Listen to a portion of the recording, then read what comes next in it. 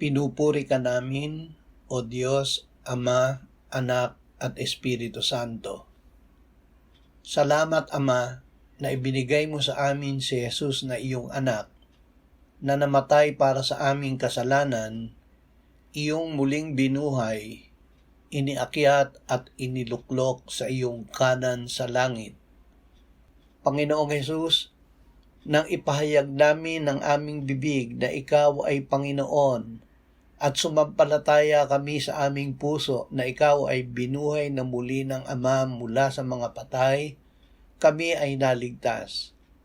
Salamat na kung paanong ang kaligtasan ay natanggap namin, matatanggap din namin ang aming hinihingi ayon sa salita mo, na ang lahat ng bagay na aming idalangin at hingin ay paniwalaan naming tinanggap na namin at ito ay mapapa sa amin. Amen.